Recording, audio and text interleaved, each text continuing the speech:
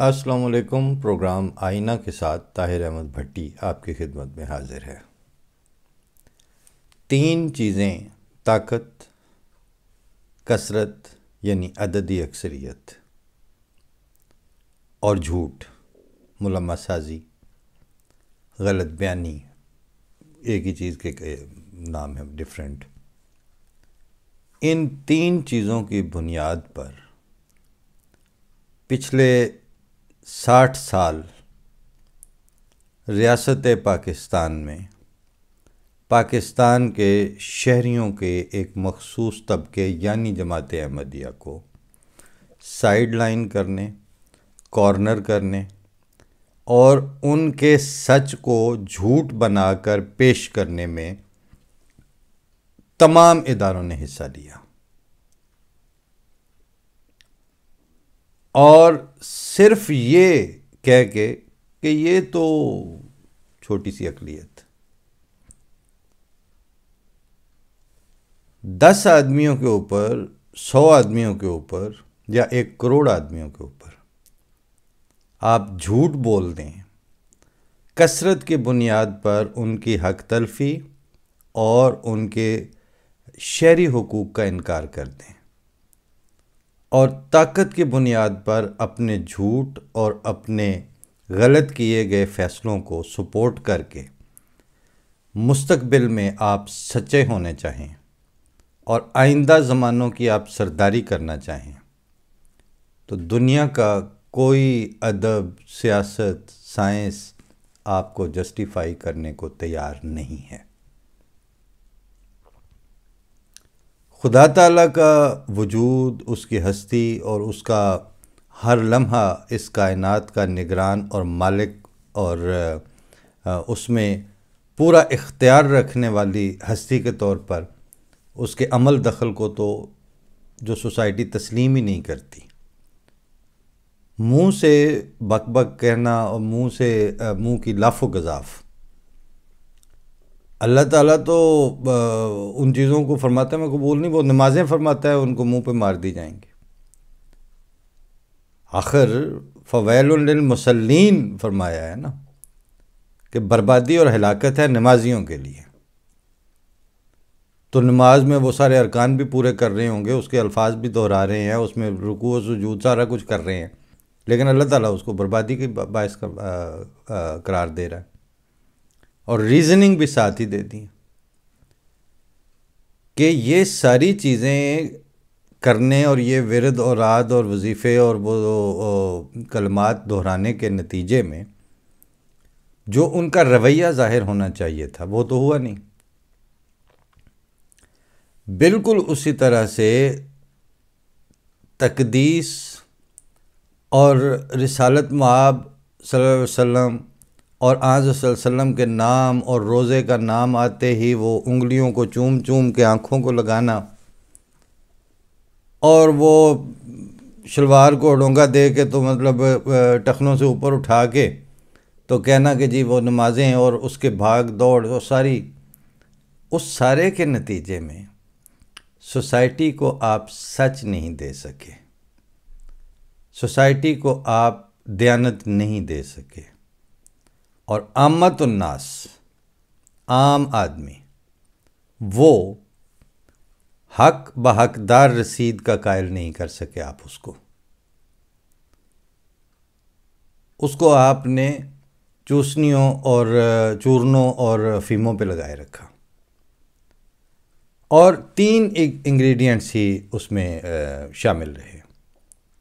طاقت تھی جس کا استعارہ مقتدرہ اور اسٹیبلشمنٹ کی صورت میں، وہ طاقت کا کیمپ تھا۔ عوام الناس تھے جن کی ہیڈ کاؤنٹنگ کر کے اس کو آپ نے جمہوریت کا نام دیے رکھا، اس کو آپ نے پارلیمنٹری پروسیس کا نام دیے رکھا، اور ان کی ذاتی بہبود اور ان کی ذاتی کیپیسٹی بلڈنگ کے اوپر کسی نے کوئی کام نہیں کیا، اور پھر سچ کو جھوٹ بنا کے پیش کر کے اس پہ لیٹ رہنا اور سو جانے والی لیڈرشپ تھی۔ آج کہتے ہیں کہ عمران خان جو ہے وہ قائد اعظم سے بڑا ملتا جلتی ہے اس کی باتیں، لیڈرشپ کوالٹیز۔ قائد اعظم کے سامنے تو اس وقت جب ان کو ایک ایک ووٹ کی ضرورت تھی، اس وقت مولویوں نے یہ کہا تھا کہ ہم داڑھیوں سے تمہارے بوٹ چمکائیں گے، صرف ظفر اللہ خان کو مسلم لیگ سے نکال دو اور احمدیوں کو مسلم لیگ کا حصہ نہ رکھو۔ تو قائد اعظم نے اس وقت ووٹوں کے چکر میں اور سپورٹ کے چکر میں انصاف اور حق کا خون نہیں کیا تھا۔ کلین شیوڈ آدمی تھے، کوئی داڑھی نہیں تھی، کوئی تسبیح نہیں ہوتی تھی، لیکن کام کر کے دکھا گئے جو کرنا تھا انہوں نے۔ اب جو ہی اقتدار آتا ہے تو اس طرح ساتھ ہی تسبیح پھرنی شروع ہو جاتی ہے۔ آج کسی نے تصویر لگائی ہوئی تھی عمران خان کی کہ کرسی اور اقتدار رخصت ہوا تو ساتھ ہی وہ جو پاکستانیت اور جو تسبیح تھی وہ بھی رخصت ہوگی۔ لیکن کھیل کھیلتے وقت ایک دہائی، 2 دہائیاں، 3، 4، 5، 6 دہائیاں ہو گئی ہیں۔ 6 دہائیوں میں آپ کا اس طرف کبھی بھی خیال نہیں گیا تھا کہ اتنی بڑی فوج ہو اور اس فوج کے ساتھ اس طرح کا گٹھ جوڑ ہو سیاستدانوں کا، اور ملائیت ساری کی ساری ہم نے پے رول پہ رکھی ہوئی ہو، ہر دھڑا ہم انگیج کر لیتے ہوں۔ اس کے بعد جب ہمارا کوا سفید ہے اس کو کس نے کالا کہنا ہے؟ نظر نہیں آتا تھا۔ لیکن تاریخ ایک دفعہ ڈاکٹر اصغر قادر صاحب جب وہ قائد اعظم یونیورسٹی میں میتھمیٹکس کے چیئرمین ہوتے تھے تو میں نے ایک انٹرویو رکھا اور ریکارڈنگ کے لیے گیا، تو ابھی فارمل ریکارڈنگ شروع ہونے سے پہلے کہتے ہیں کہ سائنس اور سائنٹیفک پروسیس کو اور سائنٹیفک تھاٹ کو پاکستان اور پاکستان جیسے ممالک میں ایز سچ اتنا خطرہ لاحق نہیں ہوتا، کیونکہ یہ فوری سائنسی اصول ہیں۔ اس کا انکار یا اس کی تنسیخ یا اس کے ساتھ کھلواڑ کریں گے تو وہ چھت سر پہ آ کے فوراً گر جائے گی۔ ہسٹری کو خطرہ ہوتا ہے ایسی معاشروں میں، کیونکہ ہسٹری نے اپنا رزلٹ دینا ہوتا ہے دہائیوں کے بعد، اور ان دہائیوں تک اس کے ساتھ جو کھلواڑ کر رہے ہوتے ہیں وہ تسلی میں ہوتے ہیں کہ بس ہو گیا کام، اب کچھ نہیں ہو سکتا۔ لیکن اب آپ معاشرے کی صورتحال آپ کے سامنے ہے۔ 3-4 دن سے مسلسل میں یہ سوچ رہا تھا کہ کہاں سے بات شروع کی جائے، کس طرف سے، کس کے حوالے سے بات کی جائے۔ دھوتیوں اور شلواروں کی گفتگو بحث چل رہی ہے اس وقت۔ دھوتیاں اتارنی اور شلواریں کھینچنی، اور ایک طرف نہیں، دونوں طرف یہی ہو رہا ہے۔ اور دھمکیاں وہ بڑی بڑی یہ دے رہے ہیں ایک دوسرے کو کہ یہ ہم اگر نہ ہوئے تو پاکستان نہیں بچے گا۔ دوسرے کہتے ہیں اگر ہمیں کچھ ہوا تو پاکستان نہیں بچے گا۔ تیسرے ایک سائیڈ پہ ٹیک لگا کے بیٹھے ہوئے ہیں اور وہ کچھ بھی نہیں کہتے۔ 2 ہی اس کے مطلب ہیں، یا یہ کہ اس میدان میں کودنے اور بھمبوڑنے کے لیے انہوں نے ہی چھوڑا ہوا ہے دونوں کو، اور یا یہ کہ ان دونوں کی کیپیسٹی کو وہ بڑی اچھی طرح جانتے ہیں۔ اچھا، مجھے یہ دونوں باتیں غلط نظر نہیں آتی۔ آج تک جو چیز بے قابو ہوتی ہے وہ جب ان کے دربار میں پہنچتی ہے صاحبان اختیار اور اقتدار کے، تو وہاں جا کے وہ بالکل نارملائز ہو جاتی ہیں۔ سب سے بڑی مثال وہی کہ ادھر دھرنے اور اس کے دوران مغلظات بکی جا رہی تھیں، لیکن جب آرمی چیف کے اوپر خادم رضوی کی زبان درازی حد سے گزرنے لگی، اگلے دن ہی ریڈ ہو گیا۔ اس ریڈ کے اوپر کوئی احتجاج بھی نہیں ہوا۔ اور ہم نے اس زمانے میں یہی لکھا تھا کہ اب ساری دنیا تو چیف آف، سارا پاکستان کی عوام تو وہ بن نہیں سکتی چیف، تو اب باقیوں کو تو ان کی ذاتی عوامی حیثیت سے ہی آپ لوگوں کو تحفظ فراہم کرنا ہوگا۔ لیکن جب آپ پہ انگلی اور زبان دراز ہوتی ہے، اسی وقت نتھ مار لینے کی جو کیپیسٹی ہے آپ کی، اور بلا چون چراں اس کے اوپر فوری طور پر جو قابو کر لیتے ہیں، اس سے ایک بات تو طے ہو گئی کہ وہ آپ کے حد اختیار سے باہر نہیں ہیں۔ جب وہ آپ کے حد اختیار سے باہر نہیں ہیں تو پیچھے بچے یہ سیاستدان۔ اب ان سیاستدانوں میں بہت بڑی جہالت کا مالک بندہ چاہیے جو یہ سمجھتا ہو کہ عمران خان اپنی ذاتی پولیٹیکل ایفرٹس کے ساتھ ترقی کرتے کرتے اس مقام پہ پہنچ گئے کہ وہ ملک کے وزیر اعظم بن گئے۔ ان کو وزارت عظمیٰ دی تھی آپ نے، اور آپ اب تو خیر آپ انٹرویوز میں بھی ہو رہی ہے بات، اور آگے پیچھے سارے کہہ بھی رہے ہیں، ان کو آپ نے وزارت عظمیٰ دی تھی، ان سے آپ ہی نے وزارت عظمیٰ لی اور کچھ اور کو دے دی۔ جن کو آج وزارت عظمیٰ دی ہے ان کا کچا چٹھا بھی آپ کے سامنے ہے۔ اب یہ اختلافی دو دھڑے، اور دونوں کے پاس پلس مائنس جو ہیں وہ اکٹھے کیے تو کرے جائیں تو جواب جو ہے وہ زیرو ہی آتا ہے۔ ان zero is equal to zero کی جو ایکویشن رکھنے والے سیاسی دھڑے ہیں، ان کا اکھاڑا سجا کے تو آپ بیٹھ گئے ہیں سائیڈ پہ، اور نتیجہ کیا نکالنا چاہ رہے ہیں کہ اس سے ملک ترقی کر جائے گا، اس سے ملک کی ڈائریکشن ٹھیک ہو جائے گی، اس سے عوام الناس اور اپنا لیڈرشپ، سیاستدان،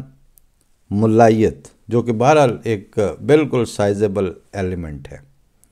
یہ سارے مل کے تو 23 مارچ کو پاکستان ناگزیر، پاکستان سب سے پہلے، اور اے وطن کے سجیلے جوانوں کے نعروں میں آپ کے ساتھ ہو جاؤں ہاتھ رکھ کے تو سلامیاں دے رہے اور سلامیاں لے رہے ہوں گے۔ جس وقت آپ نے اپنا ہیومن فائبر کھوکھلا کر لیا ہے، جس وقت آپ اکانومی اور خوراک اور روزمرہ کی کموڈیٹیز اور ضروریات کے لیے اجتماعی بھکاری کے سٹیٹس اختیار کر چکے ہیں، وہ شہباز شریف کو بھکاری کہتے ہیں، حالانکہ پریکٹیکلی سارے کے سارے بھکاری ہیں۔ کون بھکاری نہیں ہے؟ جس وقت تنخواہیں بند ہوں گی تو فوج بھی بھکاری ہوگی، اس وقت جب فنڈز نہیں ہوں گے تو پھر بھکاری ہونا ہے، اور کیا ہونا ہے؟ اور جس وقت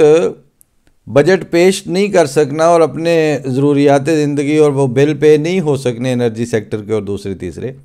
تو اس وقت شہباز شریف بھکاری ہو گیا۔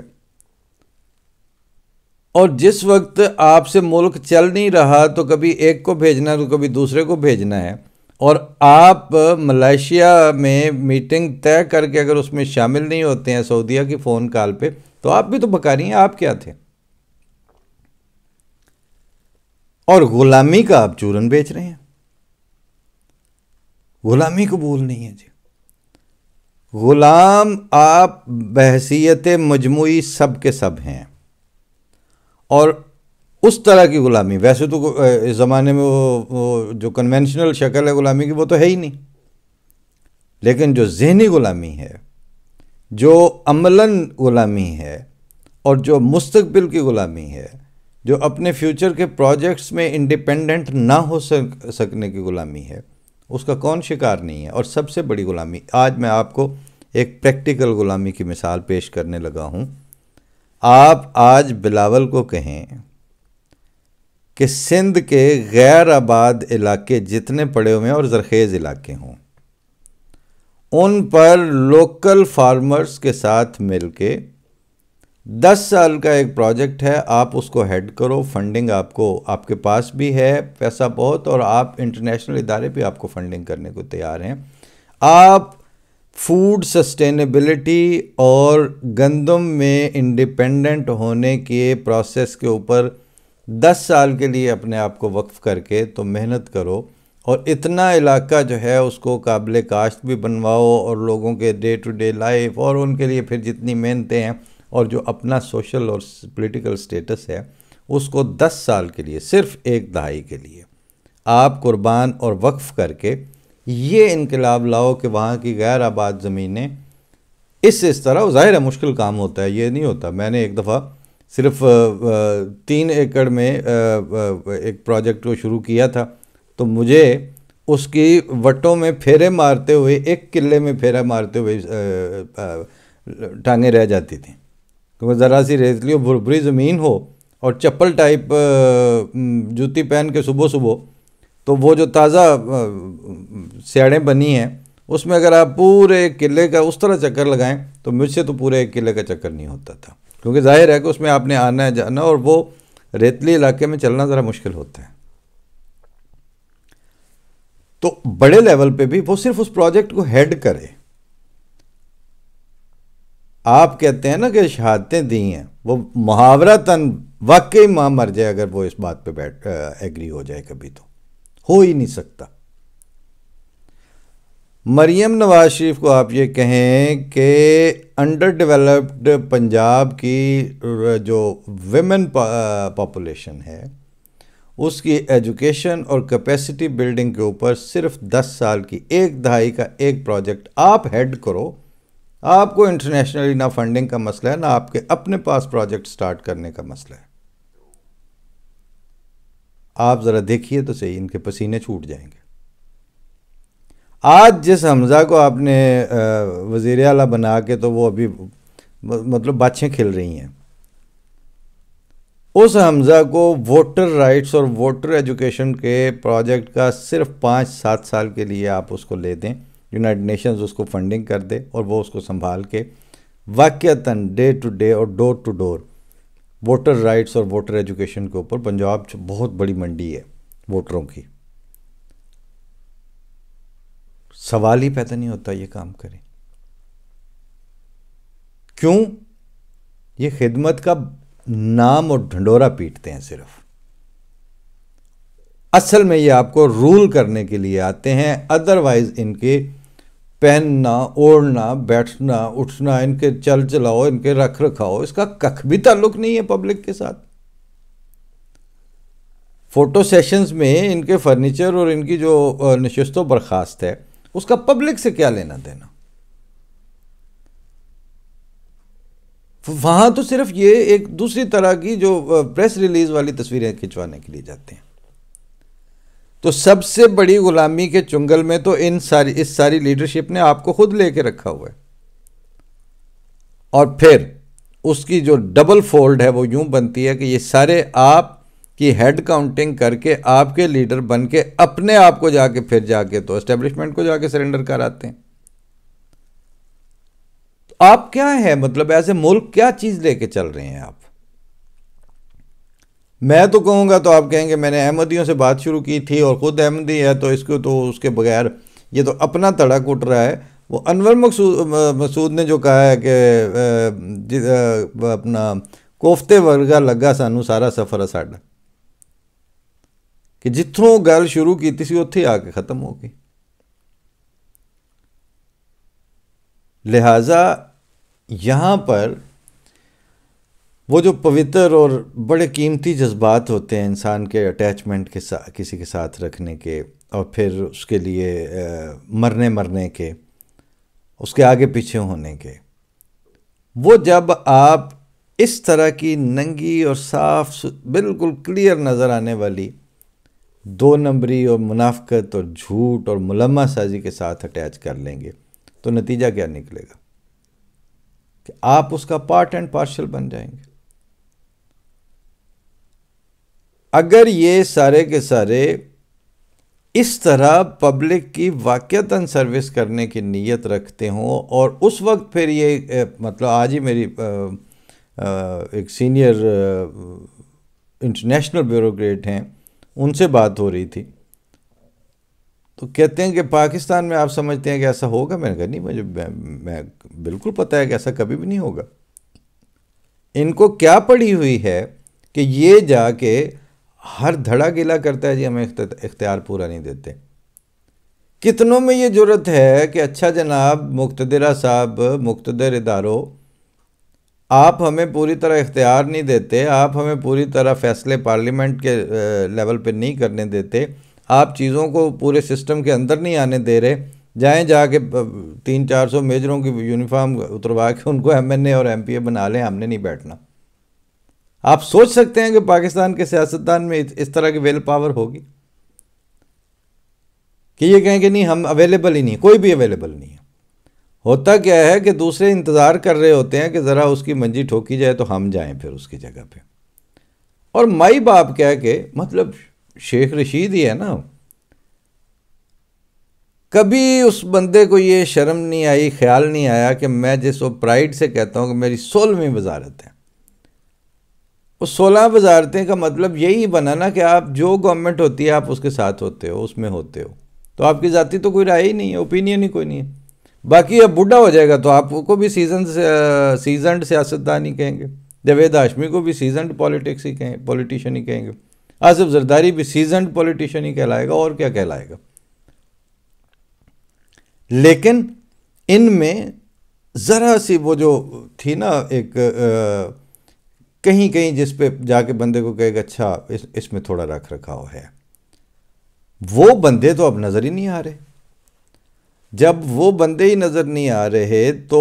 یہ جو پبلک ہے ان کو جس وقت کہیں گے اس کی توتی اتار دو، اس کی شلوار کھینچ دو، اور یہی ننگے گندے حملے اس وقت جاری ہیں۔ ان ننگے انسانیت قسم کی کیمپینز کا اگر آج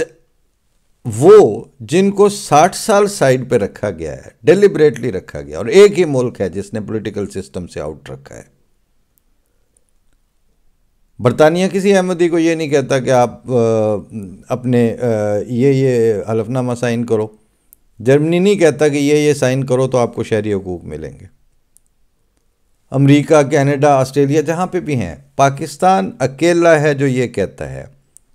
کہ تم اپنے عقیدے، اپنے تھاٹ اور اپنی انڈرسٹینڈنگ کے خلاف یہ سگنیچرز ہمیں دو، اور ہم نے یہ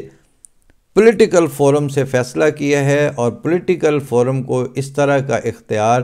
دنیا کی کوئی سیاسی سسٹم نہیں دیتا۔ اب جب وہ پولیٹیکل سسٹم، وہ سیاست جو دنیا میں کسی کو یہ اختیار دیتی نہیں ہے، ایک قوم نے بڑھ کے اس اختیار کو استعمال کیا،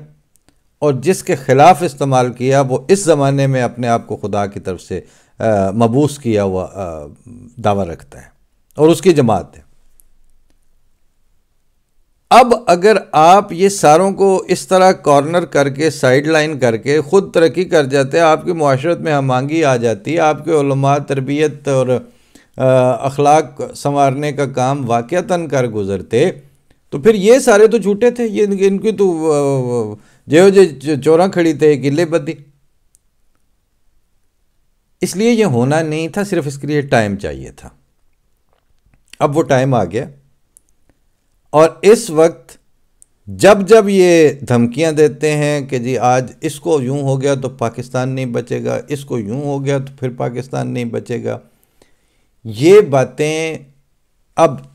اس انتہا کے صرف پینڈولم کی طرح یوں کر رہی ہیں، لیکن وہ جو تیسری قوت ہے وہ دیکھ رہی ہے۔ ہم تو خیر تیسری قوت بھی کیا مطلب ایک اومنی پوٹنٹ قوت کو ہی مانتے ہیں، آیت الکرسی ان لوگوں کو سنا دو، جھوم جھوم جائیں گے۔ لیکن آیت الکرسی میں جو اللہ تعالیٰ نے اپنی صفات بیان کر کے دی ایک ہی آیت میں، وہ صفات اب یہ بندوں میں ڈھونڈتے ہیں۔ وہ ظاہر ہے جب انہوں نے ایک دوسرے کی تعریفیں کرنی ہیں، ایک دوسرے کے ترانے گانے ہیں، اور جب اپنے صدقے باری جانا ہے لیڈرشپ کے اوپر، تو وہ عمران خان کی تصویر کے نیچے کسی نے لکھا ہوا تھا کہ تو نہ جھکتا ہے نہ تھکتا ہے، یار تو کس مٹی کا بنا ہوا ہے۔ نیچے کسی دوسرے نے لکھ دیا کہ بس اس میں 2 اور صفتیں بھی ڈال لیں کہ نہ تجھے اونگ آتی ہے نہ نیند۔ تو وہاں پہ اب مذاق بن چکے ہیں، اور حالت وہی ہو چکی ہے۔ بھیڑ بکریوں کے لفظ تو یہ استعمال کرتے ہیں کہ جی عوام کو بھیڑ بکریاں سمجھ ہانکا جا رہا ہے، اور بھیڑ چال اور فلاں اور فلاں۔ تو میں تو اس ساری تماش بینی کو اور اس سارے بک بک کو دیکھتے ہوئے مجھے لرزہ طاری ہوتا ہے وہ ایک کشف یاد کر کے جو بانی جماعت احمدیہ کا تھا کہ وہ بھیڑیں لٹائی ہوئی ہیں اور فرشتے آسمان کو دیکھ رہے ہیں۔ آدھا حصہ اس کا میں نے دانستہ بھی بیان نہیں کیا۔ تو وہاں سے اس طرح کی جو کیٹیگری، اس کیٹیگری کی بھیڑوں سے اگر واپس انسانیت کی طرف شاید آ جائیں، لیکن لگتا نہیں، اب نہیں لگتا۔ اب تو صرف اتنا ہے کہ وہ جیسے سیلاب بالکل جب کنفرم ہو جاتا ہے نا، فلاں بند بھی توڑ آیا اور فلاں بند بھی توڑ آیا، تو آگے جن کے ڈیرے اور علاقے اور گاؤں پڑ رہے ہوتے ہیں وہ پھر چھتوں پر اور اونچے مقامات پر اور بعض تو درختوں پر چڑھ جاتے ہیں کہ اب یہ گزر جائے پھر ایک دفعہ۔ پھر ظاہر ہے کچھ لوگ بچیں گے تو اتر کے تو دوبارہ جہاں جہاں سے اس کو کانگ کہتے ہیں، وہ کانگ اور سیلاب گزر گیا تو وہاں سے پھر زندگی کو دوبارہ بھی تو شروع کرنا ہے کسی نے۔ تو اس لیے ابھی جو ہے نا اپنے وابستگیاں آپ کرتے، آپ پولیٹیکل سسٹم کا حصہ ہوتے تو بسم اللہ کرتے آپ، بالکل آپ اپنی یہ رائے ہے یا وہ رائے ہے، وہ آپ کو پولیٹیکل سسٹم کا حصہ ہی نہیں ہے، نہ تنائیں جو نہ تیرائیں جو نہ ٹوکرے ہیں بیراں چوں۔ تو پہلے اس کا نتیجہ تو نکل لیں کہ آپ کو آؤٹ کر کے پیچھے کیا بچتا ہے۔ مائنس احمدی اگر پاکستان کی شکل کیا بنتی ہے، وہ جو اب تک بن رہی ہے وہ تو یہ سامنے آ رہی ہے کہ بیٹھتے ہیں اور شروع ہو جاتے ہیں۔ ابھی کل ایک نے کہا کہ جی وہ ایک تحریک چلنی چاہیے کہ جس میں ہر بندہ یہ کہے کہ بس ختم نبوت پہ کمپرومائز نہیں ہو سکتا، ہماری جان ہے،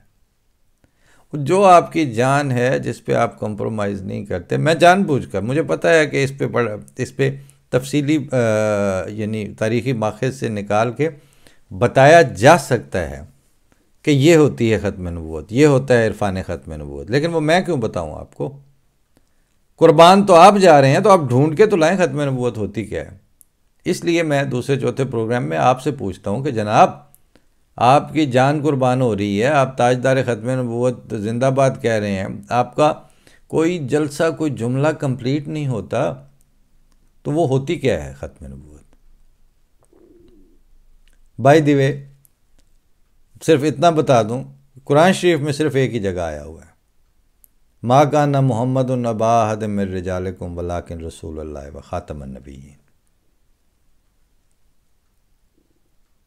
یہ خدا تعالیٰ کا فرمان ہے اور یہ ہمارے سارے آنکھوں پر ہے، لیکن باقی پورے قرآن کریم اور اس آیت سمیت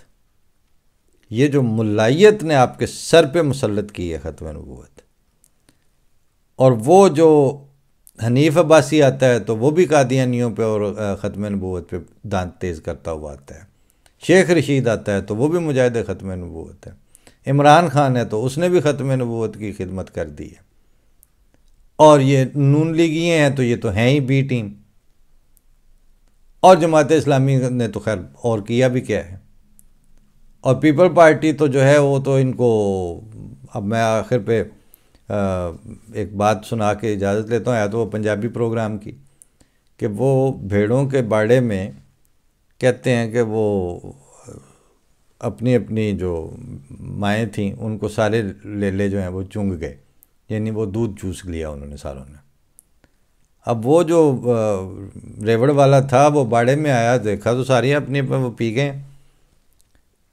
وہ کوئی 100 سوا 100 کی نفری تھی اس کی، وہ اس میں ایسے چلتا پھرتا ڈھونڈے جا رہا ہے، کہتے کیا ہویا، کہتے کچھ دیر کے بعد اس نے ایک لیلا جو ہے وہ میمنہ اٹھا لیا اور اس کو وہ کٹنا شروع کیا۔ انہوں نے کیا ہو سارے اپنی اپنی ماما دا دودھ چونگ گئے نے، تو انہوں کلے نو کیوں کٹنا ہے؟ کہتا میں جاننا اپنے ریوڑ کو، ان ساروں کو رستہ دکھانے والا یہ پلیت ہے۔ تو جناب ان ساروں کو اس سیاسی واحیاتی کا اور مذہبی دیوانگی کا رستہ دکھانے والی پیپل پارٹی ہے۔ رہے نام اللہ کا، جو آپ میں سے کامیاب ہو گیا اور جو اس طرح کی غیر انسانی اور غیر آئینی آئین سازیوں کے سمیت اس کشتی کو لے کے پار اتر گیا، ضرور آئیے گا، ہم ہاتھ چوم کے ملیں گے آپ سے۔ لیکن ابھی جان جاتی دکھائی دیتی ہے، تیرا آنا نظر نہیں آتا، اور اب یہ جان کسی ایک آدھ کی نہیں، سب کی جاتی دکھائی دیتی ہے۔ چراغ سب کے بجھیں گے، ہوا کسی کی نہیں۔ فی امان اللہ۔ السلام۔